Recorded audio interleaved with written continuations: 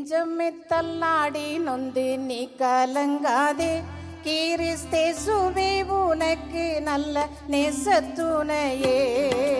நெஞ்சமே தள்ளாடி நொந்து நீ கலங்காதே, கிறிஸ்தேசுவே உனக்கு நல்ல நேசத்துணையே.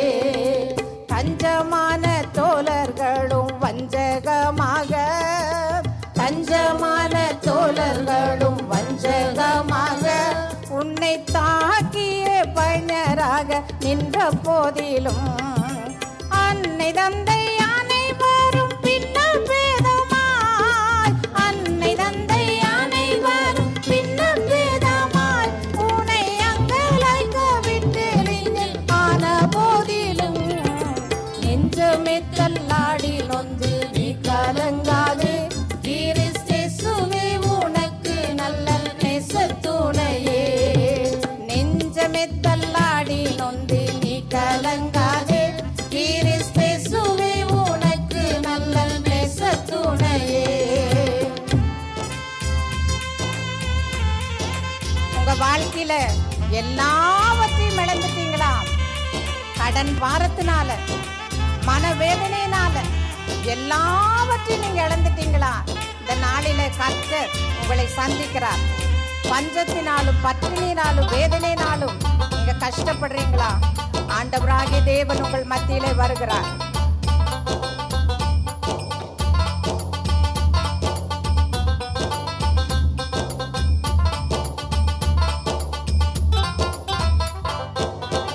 ஜீவனம் இழந்து துன்பம் மேவினாலோ, ஜீவனம் இழந்து துன்பம் மேவினாலோ, மாசிறுமாயாய் சாகி கொண்டா வறுமை கொண்டாலோ, பஞ்சமும் பசியும் வந்து கெஞ்ச வைத்தாலோ, பஞ்சமும் பசியும் வந்து கெஞ்ச வைத்தாலோ, மிகு பாரமாய் சுமை உன்மேலே பற்றி நின்றாலோ, நெஞ்சமே தள்ளாடி நொந்து நீ கலங்காதே, கிறிஸ்தேசுவே உனக்கு நல்ல நேசத்துணையே. நெஞ்சமே தள்ளாடி நொந்து நீ கலங்காதே, கிறிஸ்தேசுவே உனக்கு நல்ல நேசத்துணையே.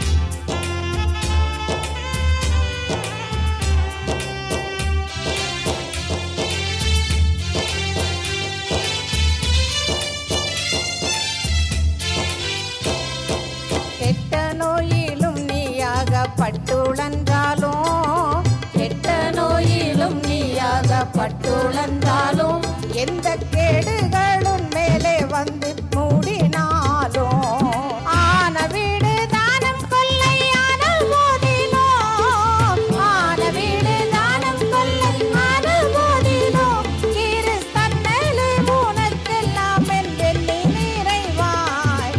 நெஞ்சமே தள்ளாடி நொந்து நீ கலங்காதே, கிறிஸ்தேசுவே உனக்கு நல்ல நேசத்துணையே.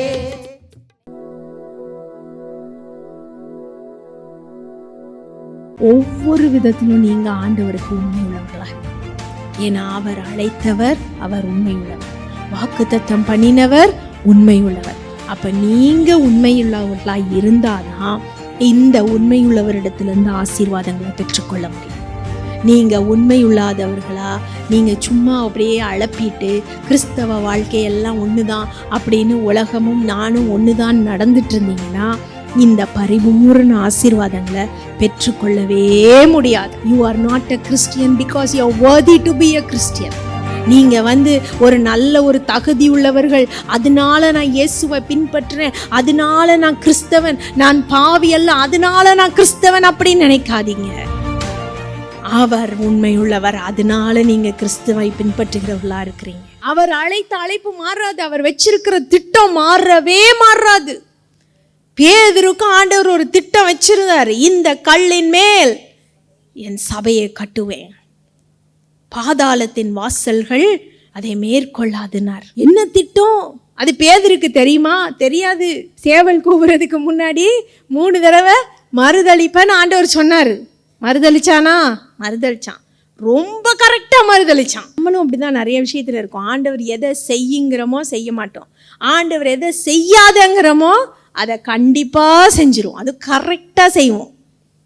கரெக்டாக செய்வோம். என்னத்தை செஞ்சான்? இந்த மனுஷனோட நீ இருந்தவன் தானே கேட்குறாங்க.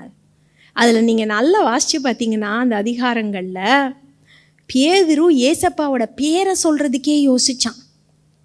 ஏசப்பாவோட பேரை சொல்கிறதுக்கே யோசித்தான். இந்த மனுஷனே அறியேன், இவன் யாருன்னே தெரியாது, மரியாதையே இல்லாமல் சொல்லிட்டான். ஆனால் அதே கொஞ்சம் அதிகாரத்துக்கு முன்னாடி என்ன சொன்னான்? நீர் ஜீவனுள்ள தேவனுடைய குமாரனாகிய இயேசு கிறிஸ்து, வரப்போகிற மேசியா கிறிஸ்து அப்படின்னவன் இப்போ என்ன சொல்லிட்டான்? நீர் யாருன்னே தெரியாது, இவன் யாருன்னே தெரியாதியா அப்படின்ட்டான். பேதுரும் நம்ம போல தான் இருந்தான். ஆனால் அவர் அழைச்ச அழைப்பு மாறலை. அவர் சொன்னார், நீ குணமான பின்பு உன் சகோதரரை திடப்படுத்து, நீ ஸ்திரப்பட்ட பின்பு உன் சகோதரரை திடப்படுத்து. யோவான் 21 அதிகாரத்தில் கேட்டார், சீமோனே என்னை நேசிக்கிறாயா? அவர் போய் தோமாவை பார்த்து கேட்கல, யோவான் சீஷனை பார்த்து கேட்கல, தன் மார்பிளையே சார்ந்திருந்த யோவானை பார்த்து ஆண்டவர் கேட்கல. ஏன்னா யோவானுக்கு கொடுக்கப்பட்ட திட்டம் அது இல்லை, பேதுருவுக்கு கொடுக்கப்பட்ட திட்டம் வேற. அந்த பேதுரு பலப்படணும், அந்த அழைப்பில் நிற்கணுங்கிறதுக்காக தான் பேதுருவை பார்த்து ஆண்டவர் கேட்டாரு, சீமோனே என்ன நேசிக்கிறாயா? 3 தடவை கேட்டார் ஆண்டவர். 3 தடவையும் 2 தடவை பதில் சொன்னான். பேதுரு என்ன சொன்னான்? உம்மை நேசிக்கிறேன் ஆண்டவரே, உம்மை நேசிக்கிறேங்கிறது உமக்கு தெரியும். 3ஆவது தடவை சொன்னான், என்னை பற்றி எல்லாமே உமக்கு தெரியும். ஃபினிஷ்ட். ஒரே வார்த்தை, என்னை பற்றி எல்லாமே உமக்கு தெரியும். ஐ எம் நாட் வர்தி, நான் தகுதியுள்ளவன் கிடையாதுப்பா. நான் உம்மை நேசிக்கிறேன், ஆனாலும் நான் வழி விலகி போயிட்டேன், என் அழைப்பிலிருந்து ஓடி போயிட்டேன், நான் இடறிட்டேன், உமக்கு எல்லாமே தெரியும். But still I love you. அந்த அன்பை தான் ஆண்டவர் எதிர்பார்க்கிறார். அந்த அன்பை தான் ஆண்டவர் எதிர்பார்க்கிறார். சொன்னார், என் ஆடுகளை மேய்ப்பாயாக. ஆடுகளை மேய்ச்சானா? மேய்ச்சான். பேதுருவை போல வல்லமையுள்ள அப்போஸ்தலனை நம்ம பார்க்க முடியாது. பவுல் நிறைய புக் எழுதியிருக்கிறதுனால பவுல் ரொம்ப வல்லமையுள்ளவர் அப்படின்னு நம்ம நினைக்கிறோம். பேதுரு நிற்கும் பொழுது அந்த ரோமன் கொலோசியமே அதிரும். தன்னை போய் சிறைச்சாலையில் அடைத்து போட்ட ராஜாக்களுக்கு ஒரு சவாலாயிருந்தான். பயங்கரமான வல்லமையாய் பயன்படுத்தப்பட்ட அப்போஸ்தலன். வேதமே சொல்லுதே, அவன் நடந்து போகும் பொழுது அவன் நிழல் பட்ட மாத்திரத்தில் ஜனங்கள் சுகமானார்கள். நிழல் பட்ட மாத்திரம். அதுதாங்க அழைப்பு, அதுதான் அழைப்பு. பிசாசு இங்கேயும் அங்கேயும் பிச்சு இழுப்பான். சாதாரண விஷயமா நினச்சிடாதீங்க. நான் உங்களோட ஒரு ஊழியக்காரியாக சொல்கிறதோட உங்களை ஒவ்வொருத்தருடைய தனிப்பட்ட வாழ்க்கையிலையும் நீங்கள் அதை சந்திப்பீங்க. அப்போ இந்த பிச்சு பிசாசு இழுக்கும் பொழுது, இப்போ நீங்கள் நடுவில் நிற்கிறீங்க, ஒவ்வொரு பக்கத்துலேருந்து இழுப்பான். ஒரு கை தனியாக, இன்னொரு கை தனியாக, ஒரு கால் தனியாக, இன்னொரு கால் தனியாக இழுப்பான். எதனால இழுப்பான்? நீங்கள் எப்படியாவது வழி விலகி போயிடணும்னு இழுப்பான். ஆனால் அழைத்தவர் மாறாதவர், அழைத்தவர் உண்மையுள்ளவர். அவர் உங்களை வலுவாதபடி காத்து கொள்ளுவார். அதை ஒவ்வொரு நாளும் நினைங்க. You are not a Christian because you are worthy to be a Christian. நீங்கள் ஒரு நல்ல ஒரு தகுதி உள்ளவர்கள், அதனால நான் இயேசுவை பின்பற்றுறேன், அதனால நான் கிறிஸ்தவன், நான் பாவி அல்ல அதனால நான் கிறிஸ்தவன் அப்படின்னு நினைக்காதீங்க. அவர் உண்மையுள்ளவர், அதனால நீங்க கிறிஸ்துவை பின்பற்றுகிறவர்களா இருக்கிறீங்க. அவர் உண்மையுள்ளவர், அதனால அவர் உங்களை இன்ன வரைக்கும் காத்துட்டு இருக்காரு. ஒவ்வொரு பிரச்சனை வரும் பொழுதும், ஏன் ஏசப்பா இந்த பிரச்சனை, ஒவ்வொரு பாடு வரும் பொழுதும் ஏன் எனக்கு இந்த வெட்கம், ஒவ்வொரு காரியம் நடக்கும் பொழுதும் ஏன் எனக்கு ஏன் எனக்கு ஏன் எனக்கு கேட்டுக்கிட்டே இருக்கோமா இல்லையா? முதல்ல ஏன் எனக்குங்கிறத தூக்கி எறிங்க. ஏன் எனக்குங்கிறத தூக்கி எறிங்க. We don't have any rights to ask him like that. நமக்கு எந்த ரைட்ஸும் கிடையாது அப்படி கேட்கறதுக்கு. ஆண்டவர்கிட்ட போய் அவருக்கு தெரியும் எந்த பாதையில் உங்களை நடத்தி போகணும், எந்த பாதையில் நீங்கள் வெற்றி எடுப்பீங்க, எந்த பாதையில் நீங்கள் வலுவாமல் இருப்பீங்க, எந்த பாதையில் வந்தால் நீங்கள் சுத்த பொன்னாய் ஜொலிப்பீங்கன்னு அவருக்கு தெரியும். யோபா அதை தான் சொன்னான், அவர் என்னை சோதித்த பின் நான் சுத்த பொன்னாக விளங்குவேன்.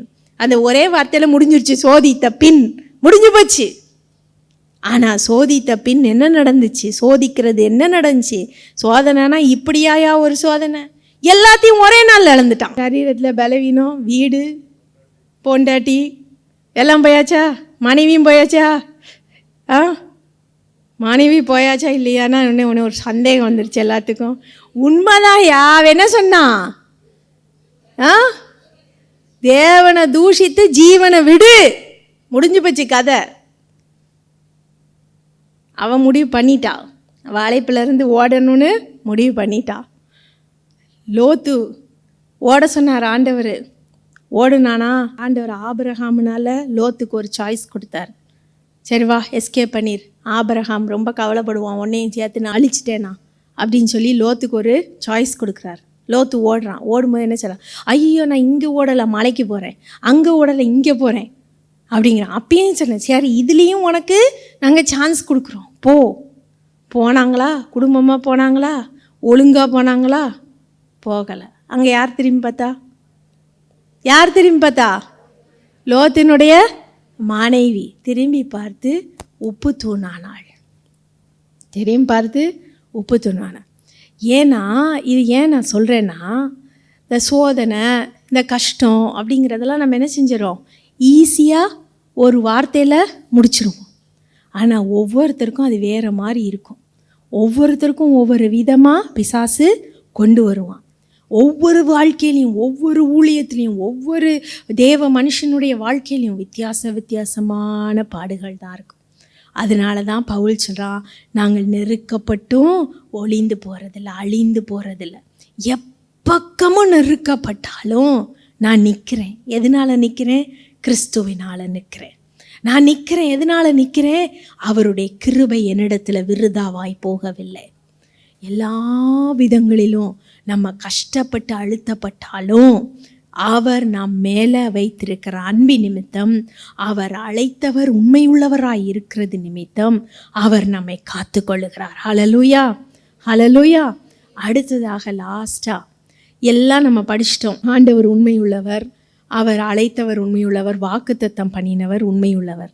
ஆனால் நான் முதல்ல ஒன்று சொன்னேன், அவர் உண்மையுள்ளவர்னு தன்னைத்தானே ஏன் சொல்கிறாரு ஆண்டவர்? நான் உண்மையுள்ளவர், தேவன் உண்மையுள்ளவன் பைபிள் ஃபுல்லாக சொல்லப்பட்டிருக்கு. ஏன் சொல்லப்பட்டிருக்கு? நம்ம உண்மையுள்ளவர்களாய் மாறுறதற்காக. நமக்கு உண்மைனா என்னன்னே தெரியாது. சின்சியராக உண்மையை நம்ம ஒத்துக்கணும். உண்மையை நம்ம என்ன செய்யணும்? ஆரம்பத்துலேருந்தே அப்படி தான், ஆதாம் காலத்துலேருந்தே அப்படி தான். ஏவாள் முதல்ல தப்பு பண்ணான், அடுத்து ஆதாம் தப்பு பண்ணான். ஆண்டவர் வந்தோடனே என்ன செய்னாங்க? ஆதாம் ஏவாளை கை காட்டினா, ஏவாள் பாம்பை கை காட்டினான். ரெண்டு பேருமே ஆதாமும் ஏவாள் என்ன செய்யலை? நான் செஞ்சது தப்புன்னு ஒத்துக்கொள்ளவே இல்லை. ஸோ ரெண்டு பேருமே அங்கே உண்மை இல்லாதவங்களாக தான் என்ன செஞ்சிட்டாங்க? போயிட்டாங்க. ஆனால் இங்கே வேதம் என்ன தெரிஞ்சுமா? உண்மையுள்ள மனுஷன் பரிபூரண ஆசீர்வாதங்களை பெறுவான். நீதிமொழிகள் 28:20. உண்மையுள்ள மனுஷன். அப்போ நம்ம உண்மையாக இருக்கணுமா, உண்மையாக இருக்கக்கூடாதா? இருக்கணுமா, இருக்கக்கூடாதா? எண்ணத்தில் உண்மையாக இருக்கணும், எல்லாத்துலேயும் உண்மையாக இருக்கணும். இந்த யோசனையில் தொடங்கி, வாயின் வார்த்தைகளில் தொடங்கி, கையின் செயல்களில் தொடங்கி எல்லாவற்றிலும் உண்மையாக இருக்கணும். என்னாகமம் 12:7 ஆண்டவரே சொல்கிறாரு, மோசே என் வீட்டில் எங்கும் உண்மை உள்ளவனாக இருக்கிறான். ஆண்டவரே சொன்னார் மோசேயை குறித்து. அப்போ மோசே எவ்வளவு கஷ்டப்பட்டு ஆண்டவருக்காக உழைச்சிருப்பான்னு பாருங்களேன். ஆண்டவரை ஏமாத்துறது மனுஷனுக்கு கைவந்த கலை. ஆண்டவரை ஏமாற்ற முடியாது. ஆனால் நான் ஏமாத்துறதுன்னு எதில் சொல்கிறேன்னா, இப்போ ஆண்டவர் சொல்லியிருப்பார், இதை செய், இதை பண்ணு அப்படின்னு. ஆண்டவர் நம்ம உடனே அடித்து அழிக்கிறதில்ல.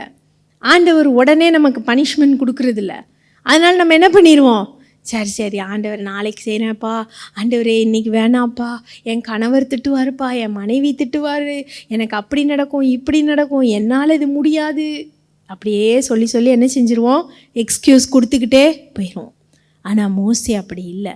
எல்லாத்தையும் இழந்தும் ஆண்டவருக்காக உண்மையுள்ளவனாக ஜீவித்தான். என் வீட்டில் எங்கும் உண்மையுள்ளவன். எசேக்கியா ராஜாவை குறித்து அப்படிதான் எழுதப்பட்டிருக்கிறது. அவன் கர்த்தருடைய காரியங்கள் எல்லாவற்றிலும் உண்மையாக இருந்தானா. என்னத்தில் உண்மையாக இருந்தான்? உண்மையும் செம்மையுமானதை செய்து வந்தான். ஏன் அப்போ நான் உண்மை இல்லையா அப்படின்னு கேட்குறீங்க. உங்கள் வாழ்க்கையில் எப்படி நீங்கள் ஆண்டவர்கிட்ட உண்மையாக இருக்கீங்கன்னு உங்களுக்கு தான் தெரியும். என்ன உண்மை? செய்கையில் ஆண்டவருக்கு விரோதமாக என்னென்ன செய்கிறீங்க யோசிச்சு பாருங்கள். என்னென்ன காரியங்கள் ஆண்டவருக்கு விரோதமாக நம்ம செய்துட்ருக்கோம் நம்ம வாழ்க்கையில். நான் தப்பே பண்ணலை அப்படின்னு சொன்னால் தேர் இஸ் சம்திங் ராங்குன்னு தான் அர்த்தம். ஏதோ ஒரு விஷயம் ஆண்டவருக்கு கொடுக்குற நேரம், ஆண்டவருக்கு கொடுக்குற முக்கியத்துவம், ஆண்டவரை மறுதலிக்கிற காரியங்கள், ஆண்டவரை பின் வச்சுட்டு மற்றதை முன் வைக்கிற காரியங்கள், இது எல்லாம் ஆண்டவர்கிட்ட உண்மை இல்லாததற்கு அர்த்தம். இதெல்லாம் ஆண்டவர்கிட்ட உண்மை இல்லாததற்கு அர்த்தம். ஆண்டவர் உண்மை உள்ளவர், உண்மை உள்ளவர், உண்மை உள்ளவர்னு சொல்லிட்டே முடிச்சிருவேன் பிரசங்கத்தை நினச்சிங்களா? இதை தான் ஆவியானவர் சொல்கிறார். ஏன் சொல்கிறார்? இதையும் நம்ம உண்மை உள்ளவர்களாக இருந்தால் தான் பரலோகத்துக்கு போக முடியும். உண்மை இல்லாதவர்களாக இருந்தால் பைபிள் சொல்லுது அவர் மாறுபடுகிறவனுக்கு மாறுபடுகிறவர். அப்புறம் என்னத்த வாக்குத்தத்தை நிறைவேறலைங்கிறது? நான் முதலே சொன்னேன், வாக்குத்தத்தை நிறைவேறாது அவர் சைட்லேருந்து தடை வராது, உன் சைடில் தான் தடை வரும். அவர் வாக்குத்தத்தம் பண்ணிட்டாரு, செய்வார் அப்படின்னு சொல்லிட்டு பைபிளை மூடி வச்சுட்டு சர்ச்சுக்கு வரும்பொழுது மாத்திரம் பைபிள் எடுக்கிறது, இல்லைன்னா செல்ஃபோன்லேயே நான் பைபிள் படிச்சுக்கிறேன் அப்படின்னு விட்டுறது. அதில் வாக்குத்தத்தம் பண்ணினாரு, செய்வார் அப்படின்னு சொல்லிட்டு தேவனுக்கும் எனக்கும் சம்பந்தமில்லாத ஒரு வாழ்க்கை வாழ்கிறது. செய்கிற வேலையில் உண்மை இல்லை, பேச்சில் உண்மை இல்லை, செய்கையில் உண்மை இல்லை. அப்படின்னா எப்படி ஆண்டவர் ஆசீர்வதிப்பார்? சின்ன சின்ன சின்ன விஷயங்களையும் அவர் பார்ப்பார். உங்கள் ஆசீர்வாதம், உங்கள் வாழ்க்கை, உங்களால் முடிந்த காரியங்கள், உங்கள் தாளந்துகள், இத்தனையும் ஆண்டவர் உங்கள் கையில் கொடுத்துருக்காரே. புதைச்சி வைக்கிறச்சா கூட பரவாயில்ல, வேஸ்ட் பண்ணிகிட்ருக்கீங்களே உலகத்துக்காக. என்ன ஆண்டவர்கிட்ட கணக்கு கொடுக்க போகிறோம்? உத்தமமும் உண்மையுமான ஊழியக்காரனேன்னு ஆண்டவர் உங்களை பார்த்து சொல்ல போகிறாரா? இல்லைன்னா இந்த ஊழியக்காரன் சோம்பலானவேன்னு ஆண்டவர் சொல்ல போகிறாரா? என்ன நீங்கள் செஞ்சிட்ருக்கீங்க யோசிச்சு பாருங்கள். எல்லா வசனங்களும் நம்ம திரும்பி திரும்பி திரும்பி நம்ம படிக்கலாம், இன்னும் நிறைய படிச்சுக்கிட்டே போகலாம். ஆனால் ஆண்டவர் ஒவ்வொன்றுக்கும் உதாரணத்தை ஆண்டவர் கொடுத்தார். ஒவ்வொரு விதத்திலும் நீங்கள் ஆண்டவருக்கு உண்மை உள்ளவர்களாக இருக்கணும். ஏன்னா அவர் அழைத்தவர், அவர் உண்மை உள்ளவர். வாக்குத்தத்தம் பண்ணினவர் உண்மை உள்ளவர். அப்போ நீங்கள் உண்மையுள்ளவர்களாக இருந்தால் தான் இந்த உண்மையுள்ளவரிடத்துலேருந்து ஆசீர்வாதங்களை பெற்றுக்கொள்ள முடியும். நீங்கள் உண்மையுள்ளாதவர்களா, நீங்கள் சும்மா அப்படியே அழப்பிட்டு கிறிஸ்தவ வாழ்க்கையெல்லாம் ஒன்று தான் அப்படின்னு உலகமும் நானும் ஒன்று தான் நடந்துட்டு இருந்தீங்கன்னா இந்த பரிபூரண ஆசீர்வாதங்களை பெற்றுக்கொள்ளவே முடியாது. அதை நல்ல மைண்டில் வச்சுக்கோங்க. இந்த மேடை, இந்த பிரசங்கம் இதெல்லாம் நம்ம ஒவ்வொருத்தரையாக தனிப்பட்ட விதத்தில் சொல்கிற காரியம் இல்லை. Because the whole spirit is talking. கர்த்தர் வசனம் தந்தார், அதை பிரசித்திப்படுத்தவர்களின் கூட்டம் மிகுதி. அதுதான் அவர் சொல்கிற வசனத்தை அப்படியே நம்ம என்ன செய்யணும்? சொல்லணும். ஆசீர்வாதத்துக்காக மாத்திரம்தான் நான் இருப்பேன், ஆசீர்வாதத்துக்கு மாத்திரம்தான் நான் ஆண்டவரை பின்பற்றுவேன், நான் எப்படிப்பட்ட வாழ்க்கை வாழ்ந்தாலும் ஆண்டவரை நான் ஆசீர்வதிப்பாருன்னு நினச்சின்னா sorry, you are serving the wrong god. You are thinking that you are serving somebody. நீங்கள் நினைக்கிறது போல ஆண்டவர் எல்லாவற்றையும் பார்க்காத, கண்ணே தெரியாத ஆண்டவர் கிடையாது. நீ எவ்வளவு அந்நிய பாஷை பேசினாலும், எவ்வளவு பைபிள் படித்தாலும், எவ்வளவு மனப்பாடமாக சொன்னாலும், எவ்வளவு பாடல்களை பாடினாலும் உன் கையில் உண்மை இல்லைன்னா அவர் கையின் சுத்தத்திற்கு தக்கதாக உனக்கு பலன் அளிக்கிறவர் பலன் அளிச்சு தான் தீருவார். அதை மனுஷனால் மாற்றவே முடியாது, மாற்றவே முடியாது. அப்போ நான் எப்படிப்பட்ட ஊழியக்காரன், நான் எப்படிப்பட்ட ஊழியக்காரன், நான் எப்படிப்பட்ட ஊழியக்காரி, ஆண்டவருடைய பிள்ளையா நான் எப்படி இருக்கிறேன்? நான் இந்த மாதிரி இருக்கேனா, அந்த மாதிரி இருக்கேனான்னு உங்களை நீங்கள் தான் அனலைஸ் பண்ணி பார்க்கணும், நீங்கள் தான் சோதிச்சு பார்க்கணும். அப்போஸ்தலர்கள் கைகளில் கொடுக்கப்பட்ட ஊழியத்தை உண்மையாக செய்தாங்க. உங்கள் கையில் ஆண்டவர் என்ன கொடுத்துருக்கிறார்? உங்கள் குடும்பம், உங்கள் பிள்ளைகள், உங்களுடைய வேலை, உங்களுடைய தொழில், உங்களுடைய ஊழியம் எல்லாவற்றிலும் உண்மையாக இருக்க கற்றுக்கொள்ளுங்கள், கற்றுக்கொள்ளுங்கள். அப்போ தான் பரலோகத்துக்கு போக முடியும். ஆடி பாடி ஸ்தோத்திரம் பண்ணாப்புல பரலோகத்துக்கு நம்ம போயிட முடியாது. அந்த உண்மை நம்ம ஒவ்வொருவருக்குள்ள இருக்கணும். கொஞ்சத்தில் உண்மை உள்ளவன் அநேகத்தின் மேலே அதிகாரியாக ஆண்டவர் என்ன செய்வார்? வைப்பார். அதனால் இன்றைக்கி அதை நினைவு கொண்டு கொள்ளுங்க. ஆண்டவரே, நான் உண்மையுள்ள தேவன், உம்மை நான் துதிக்கிறேன், உம்மை நான் ஸ்தோத்தரிக்கிறேன், உம்மை வணங்குகிறேன். நானும் உண்மையுள்ளவனாய் மாறட்டும், நானும் உண்மை உள்ளவளாய் மாறட்டும்னு சொல்லுங்கள். ஆண்டவரே, நீங்கள் உண்மை உள்ளவராய் இருக்கிறது போல நானும் உண்மை உள்ளவராய் மாறட்டும். வாக்குத்தத்தம் பண்ணினவர் உண்மை உள்ளவர். அப்பா, முதல்ல ஆண்டவரே, நீங்கள் உண்மையுள்ளவராக இருக்கிறதுனால நாங்கள் நன்றி செலுத்துகிறோம், உமக்கு துதிக்கிறோம், ஸ்தோத்தரிக்கிறோம். ஆண்டவரே, எல்லாரும் வாயத்தன்னு ஸ்தோத்திரம் பண்ணுவீங்களா? பிரசங்கெல்லாம் கேட்டதெல்லாம் ஓகேண்ணா. உங்கள் இருதயத்தின் ஆழத்திலிருந்து ஆண்டவரை ஸ்தோத்திரிங்க. ஆண்டவரே, நீர் உண்மையுள்ளவர் அப்பா, அதற்காக நான் நன்றி செலுத்துகிறேன். அழைத்தவர் உண்மையுள்ளவர், அதனால நன்றி செலுத்துகிறேன் அப்பா. ஆண்டவரே, வாக்குத்தத்தம் பண்ணினவர் உண்மையுள்ளவர், அதற்காக நன்றி செலுத்துகிறேன் அப்பா. உம்மை துதிக்கிறேன், உம்மை ஸ்தோத்தரிக்கிறேன் அப்பா. நீர் மாறாதவர், நீர் மனம் மாற ஒரு மனுஷன் அல்ல, மனுபுத்திரன் அல்ல அப்பா. உமக்கு ஸ்தோத்திரம், நன்றின்னு சொல்லுங்க. வாயை திறந்து ஆண்டவரை ஸ்தோத்திரிங்க, ஆண்டவரை துதியுங்க. ஆண்டவரே, உமக்கு நன்றின்னு சொல்லுங்க. ஏசப்பா, உம்முடைய பிள்ளைகள் ஒவ்வொருவருக்காய் நான் ஜெபிக்கிறேன் அப்பா. ஒவ்வொருவருடைய வாழ்க்கையிலும் நீர் இம்மட்டும் உண்மையுள்ளவராய் இருக்கிறீரே, உமக்கு நன்றி, உமக்கு நன்றி ஆண்டவரே. அவர்களை அழைத்த அழைப்பு மாறாம அவர்களை காத்து வைத்திருக்கிறீரே, உமக்கு நன்றி அப்பா. அவர்களோடு நடந்து வருகிறீரே, உமக்கு நன்றி ஆண்டவரே. நீர் வாக்கு கொடுத்த வாக்குகள் எல்லாம் நிறைவேற்றி வருகிறீரே, உமக்கு நன்றி அப்பா. ஆண்டவரே, இந்த நாளில் எந்தெந்த வாக்கு தத்தங்கள் எனக்கு நிறைவேறலன்னு ஜெபம் பண்ணிட்டு இருக்காங்களோ, அந்த வாக்கு தத்தங்கள் எல்லாம் நிறைவேறத்தக்கதாய் உம்முடைய வல்லமை அவருடைய வாழ்க்கையில வெளிப்படட்டும் அப்பா. உம்முடைய வல்லமை வெளிப்படட்டும். வாக்கு தத்தங்களை நிறைவேற்ற வல்லவர் என்பதை அவர்கள் விசுவாசிக்கட்டும் ஆண்டவரே. வேலையில எனக்கு வாக்குத்தத்தம் நிறைவேறணும், என்னுடைய குடும்பத்துல வாக்குத்தத்தம் நிறைவேறணும். ஏசப்பா, நான் எத்தனை வருஷம் ஜெபம் பண்ணிட்டு இருக்கேன், ஆவிக்குரிய ஆசீர்வாதங்களில் எனக்கு வாக்குத்தத்தம் நிறைவேறணும். இப்படி கேட்கிற ஒவ்வொரு மக்களுக்குள்ளும் ஆண்டவரே, நீர் செயல்பட்டு வாக்குத்தத்தங்களை நிறைவேற்றும் அப்பா. அழைப்பில உறுதியாய் நிற்க உம்முடைய பிள்ளைகளுக்கு நீர் உதவி செய்யும். அழைப்பில உறுதியாய் நிற்க உதவி செய்யும் ஆண்டவரே. குடும்ப பிரச்சனைகள், போராட்டங்கள், உலகத்தின் காரியங்கள், இதனால எல்லாவற்றையும் இழந்து போகாதபடிக்கு உம்மையே பிரதானமாய் வைத்து அவர்கள் ஓடத்தக்கதாய் அவர்களுக்கு உதவி செய்வீராக அப்பா. என்ன பிரச்சனை வந்தாலும், என்ன துன்பம் வந்தாலும், என்ன போராட்டம் வந்தாலும் நான் ஆண்டவரை விட்டு விலக மாட்டேன் என்கின்ற உறுதியோடு அவர்கள் வாழட்டும் இயேசு சுவாமி என்கின்ற உண்மையான வாழ்க்கை அவர்களுக்குள்ள இருக்கட்டும் அப்பா. உண்மையுள்ளவர்களாய் அவர்களை மாற்றும் ஆண்டவரே. செய்கிற காரியங்கள்ல உண்மையுள்ளவர்களாய் மாற்றும், தொழில உண்மையுள்ளவர்களாய் மாற்றும் ஆண்டவரே. வேலையில உண்மையுள்ளவர்களாய் மாற்றும், படிப்புல உண்மையுள்ளவர்களாய் மாற்றும், உமக்குள்ள உண்மையுள்ளவர்களாய் மாற்றும் அப்பா. மாற்றும் ஆண்டவரே. உம்முடைய பிள்ளைகள் ஒவ்வொருவருடைய வாழ்க்கையில நீர் இடைப்படும் ஆண்டவரே. உண்மையுள்ள மனுஷன் பரிபூர்ண ஆசீர்வாதங்களை பெறுவான் என்று சொன்னீரே. பரிபூர்ண ஆசீர்வாதங்களை பெற்றுக்கொள்ளத்தக்கதாக உண்மையுள்ளவர்களாய் அவர்களை மாற்றுவீராக அப்பா. மாற்றியருளும் எல்லா கெட்ட குணங்கள், தேவையில்லாத குணங்கள் ஆண்டவரே, உமக்கு பிரியமில்லாத காரியங்கள் எல்லாவற்றையும் எடுத்து போடுங்கப்பா. எல்லாவற்றையும் எடுத்து போடுங்க. முடிவு பரியந்தம் உம்மை பின்பற்ற, முடிவு பரியந்தம் உண்மையோடு உம்மை தேட நீங்க உதவி செய்யுங்க. இயேசுவின் நாமத்தில் ஜெபிக்கிறோம் நல்ல பிதாவே, ஆமென்.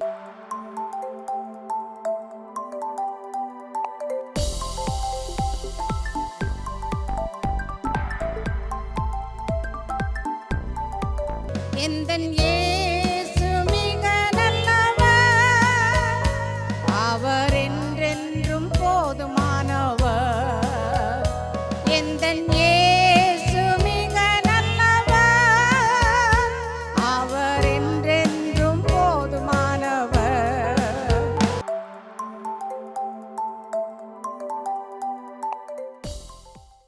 உங்களோடு அவர் பேசும் வார்த்தை நிச்சயமாய் நிறைவேறும். கர்த்தர் சொல்கிறார், நீ நரகத்துக்கு பயந்து எனக்கு கீழ்ப்படியாத, என் மேலோட அன்புனால எனக்கு கீழ்ப்படின்னு சொல்றார்.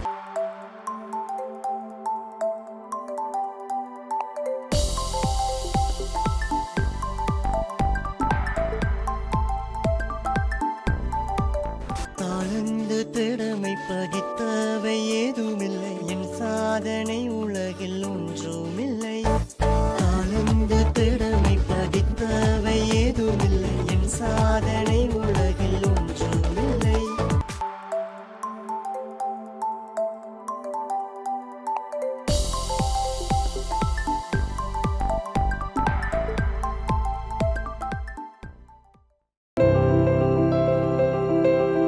என் பேர் ஜோயல், நான் பெங்களூர்லேருந்து வந்திருக்கேன். கடந்த நாட்களில் என் அம்மாவின் சரீரத்தில் திடீர் என ஒரு பாதிப்பு ஏற்பட்டது. அம்மா மிகவும் நலிவுற்று மெலிவுற்று காணப்பட்டார்கள். இதனை கண்ட நாங்கள் அம்மாவை உடனே மருத்துவரிடம் அழைத்து சென்று பரிசோதனை மேற்கொண்டோம். அம்மாவை பரிசோதித்த மருத்துவர்கள் அம்மாவுக்கு கோவிட் ஏற்பட்டுள்ளது, அதனுடைய தாக்கம் அதிகமாக இருப்பதினால் அம்மா மிகவும் பலவீனமாய் காணப்படுகிறார்கள் என்றும் அவர்களுக்கு உடனே மருத்துவ பரிசோதனைகள் மேற்கொண்டு அளிக்க வேண்டிய சிகிச்சை அளிக்க வேண்டும் என்றும் மருத்துவர்கள் கூறினார்கள். இதை கேட்ட நாங்கள் மிகவும் கண்ணீரோடு கூட கர்த்தரை நோக்கி பார்த்த நேரத்தில் எங்கள் உள்ளத்தில் எங்கள் சகோதரனுடைய வாழ்க்கையில் கடந்த நாட்களில் அன்பரின் ஊழியத்தில் ஏறெடுத்த ஜெபத்தை கர்த்தர் கேட்டு செய்த நன்மைகள் நினைவிற்கு வந்தது. உடனே அந்த இரவு நேரத்தில் அம்மாவின் நிலையை விளக்கி கூறி அன்பரின் ஊழியத்தோடு கூட நாங்கள் தொடர்பு கொண்டோம். அந்த நேரத்தில் அம்மாவினுடைய காரியங்களை மனதுருக்கத்தோடும் கருசுனையோடும் அங்கிருந்த ஜெப வீரர்கள் கேட்டு அம்மாவிற்காக நாம் ஒருமனப்பட்டு ஜெபிப்போம். நம் தேவன் ஆபத்து காலத்தில் நம்மை பாதுகாக்கிறவராய், தீங்கு நாளில் தம்முடைய கூடாரத்தில் நம்மை ஒளித்து மறைத்து வைத்து நம்மை கன்மலையின் மேல் உயர்த்துகிறவராய் இருக்கிறார். உங்கள் தாயாரின் நிலைமையை குறித்து நாங்கள் சகோதரன் டாக்டர் ஆனந்தஸ்திரா ஐயா அவர்களிடத்திலும் குடும்பத்தாரிடத்திலும் கூறுகிறோம். நாம் ஒருமனப்பட்டு செபிப்போம். கர்த்தர் நிச்சயமாகவே அம்மாவுக்கு அற்புதத்தை செய்வார் என்று கூறினார்கள். இந்த நேரத்தில் அம்மாவுக்கு தேவையான ஒரு குறிப்பிட்ட மருந்து கிடைக்காமல் மிகவும் நாங்கள் கஷ்டப்பட்டோம். ஆனாலும் கர்த்தர் ஆச்சரிய விதமாய் ஸ்டாக் இல்லை என்று சொல்லப்பட்ட இடங்களிலிருந்து தேவன் அந்த மருந்து கிடைக்கும்படியாக அம்மாவுக்கு உதவி செய்தார். மாத்திரமல்ல, அம்மாவுக்கு சீக்கிரத்தில் தேவன் சுகத்தை அருளி செய்து அந்த கோவிட் பாதிப்பிலிருந்து பரிபூர்ண விடுதலையை கொடுத்தார். இன்றைக்கு அம்மா சுகத்தோடும் பலத்தோடும் தன் குடும்பத்தினருக்கு செய்ய வேண்டிய அனுதின கடமைகளை செய்து கொண்டிருக்கிறார்கள். ஊக்கமாக ப்ரே பண்ணாங்க டீம். அப்புறம் ஆனந்தஸ்ரீரா அங்கிள் தான் எங்களுக்கு ரொம்ப ஊக்கமாக ப்ரே பண்ணார். அந்த ப்ரேயரால் கொஞ்சம் பிலீஃப் ஜாஸ்தியாச்சு. தேவாதி தேவனுக்கே கோடான கொடி ஸ்தோத்திரம், தேவனுக்கே மகிமை. அன்பான நேயர்களே, நமது அன்பரின் ஊழியத்திற்கு உங்கள் மனப்பூர்வமான மற்றும் தியாகமான நன்கொடைகள் காணிக்கைகளை அனுப்பிட உங்களுக்கு ஒரு எளிய வழி. திரையில் காணும் QR கோடை உங்கள் செல்போனில் ஸ்கேன் செய்து பின்வரும் பண பரிமாற்ற செயலிகள் மூலம் கூகுள் பே, பேடிஎம், போன் பே ஆகியவைகள் மூலம் எமது வங்கி கணக்குகளுக்கு உங்கள் காணிக்கைகள் மற்றும் நன்கொடைகளை அனுப்பலாம். மேலும் நேரிலும் எமது வங்கி கணக்குகளில் உங்கள் காணிக்கைகளையும் மனப்பூர்வமான தியாகமான நன்கொடைகளையும் நீங்கள் செலுத்தலாம்.